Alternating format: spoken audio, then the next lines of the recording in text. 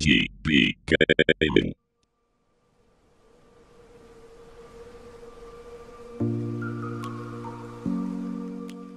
When the 32-bit generation of video games came around, I ended up having the PlayStation on the Christmas of 1998, and I never even seen a Nintendo 64 or a Sega Saturn, so because of this, I never got to experience GoldenEye 007. I didn't even like first-person shooters at this time. I didn't like that you couldn't see your character on the screen and that you could only see a gun.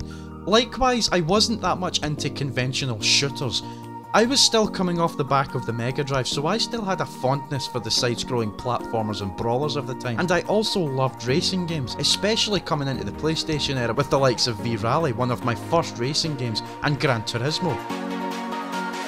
One of my favourite PS1 games is Heart of Darkness, which is a cinematic platformer very similar to that of Another World and Flashback on the Mega Drive. I hope to cover Heart of Darkness one day, but I digress. Going into the PS2 era, my first few games for the system were Grand Theft Auto 3, WWF SmackDown Just Bring It, and Dynasty Warriors 2. I was still not really into first-person shooters until one day, myself and my cousin decided to rent a game called TimeSplitters.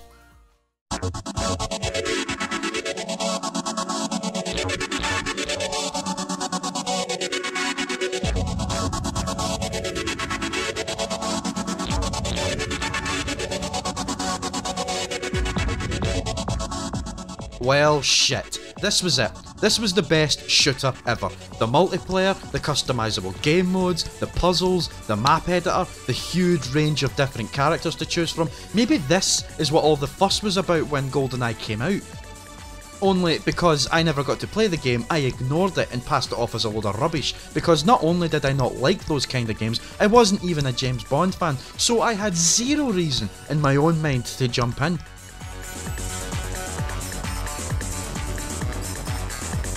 But TimeSplitters, well, it was magnificent, and I'm so delighted to go back and take a look at this classic I like to call the first ever first-person shooter I ever played and actually liked.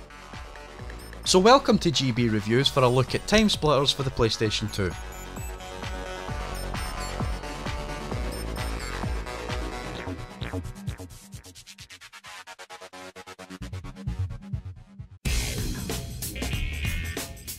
TimeSplitters was developed by Free Radical Design, now known as Crytek UK, and published by Eidos Interactive, who are now known as Square Enix Europe, and was released at the tail end of the year 2000, exclusively for the PS2. The game actually bears a few similarities to GoldenEye and its spiritual successor Perfect Dark, with a very comparable aiming system and different kinds of unlockables. There are two ways to play TimeSplitters. First off is the game's story mode, which can be played either in single player or in cooperative 2-player. The aim of these missions is to basically navigate through the level and collect a particular object and take it to a portal at the end of the stage. The plot is rudimentary in that the game follows multiple different characters across varying fictional locations between the 1930s and the 2030s, jumping through the years as the story progresses. The main enemies in the game are the titular TimeSplitters, which serve as mutants that are your main obstacle in each level that you have to defeat in order to progress. Completing the story mode unlocks a challenge mode. Personally, I never played much of this mode as I found it tedious and maybe a bit repetitive. What I much preferred, especially with other people, was the multiplayer mode entitled Arcade. This was the mode I spent hours upon hours on. You could customise your own matches to your liking, and not only that, there was a level editor which I had never seen the likes of before, and it quickly became my favourite feature outside of the core game. You could select from a range of different characters, and if you wanted to unlock more, you had to complete objectives in the story mode, which means if you did, you had over 60 characters to choose from, which was crazy to me back then. All of these characters have their own personality. Some of them are pretty much cloned from the other, but most of them were unique in their own way, with each of them having their own animated introductory pose before selecting them. My favourite character was Captain Ash for no other reason than the fact that he drank a hip flask as if it was a pint of lager and threw it on the ground like he didn't give a shit. Cheers!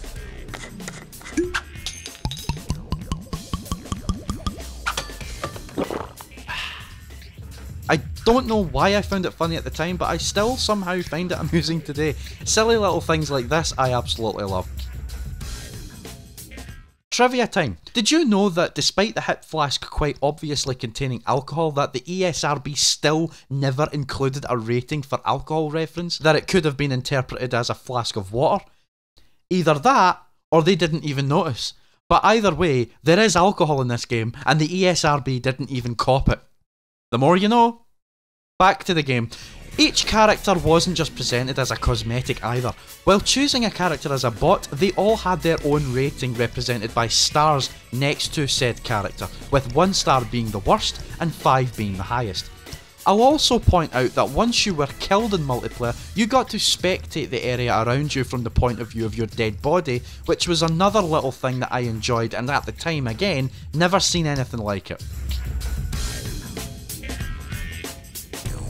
The multiplayer had various different modes to choose from, such as the typical deathmatch, team deathmatch, capture the bag, which is basically capture the flag, only the flag is now a bag, you get the idea.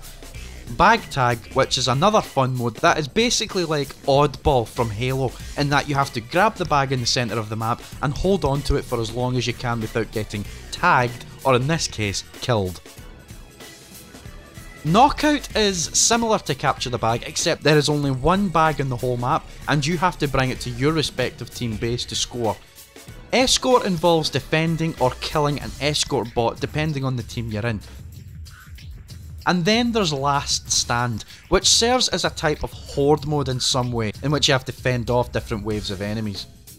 All of these and the level of customization left me and my cousin messing around with everything to our heart's content, and it was just the best fun ever. Nothing equaled this to me. The weapons in this game are also pretty diverse, as because this game is set in various different time periods, so are the weapons. The weapons range from the contemporary M16, the futuristic sci-fi auto rifle, or the classic Tommy gun.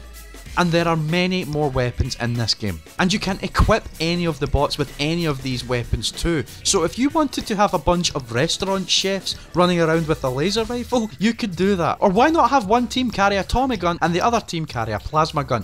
All weapons can be interconnected in multiplayer, and everything was completely customized to your liking, and it was absolutely amazing.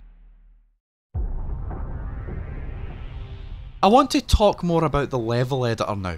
In this mode, you are able to customize your own multiplayer map to your preference. You can add corridors, change the theme from industrial to gothic, or even a blank virtual tile set. You can also add and change the colour of different lightings in your maps, as well as changing the spawn locations of players and bots, weapon drops, health pickups, and many, many more. I understand that map makers are fairly common in first-person shooter games on PC, but as I already said, I only had a PS2 at this point, and this was the first time I even seen something like this, so I was mind blown at all the options I had. I absolutely loved it. The next installment, TimeSplitters 2, would add the ability to make your own story levels too, which was also a big innovation in my eyes. But sadly, I never really liked TimeSplitters 2 when I first played it. I didn't like the fact that there was big health bars on the screen like there was in GoldenEye, and I didn't like that bullets could push you back or slow you down while you moved. It was little things like these that put me off, and at the time, I didn't like change, so TimeSplitters 1 was my go-to FPS game for a good few years before I changed to anything else. Don't get me wrong, I like TimeSplitters 2 now, but back then, I didn't like change, as I just said, so I didn't like that they changed a few of the mechanics, but that's a comment for another day, so moving on.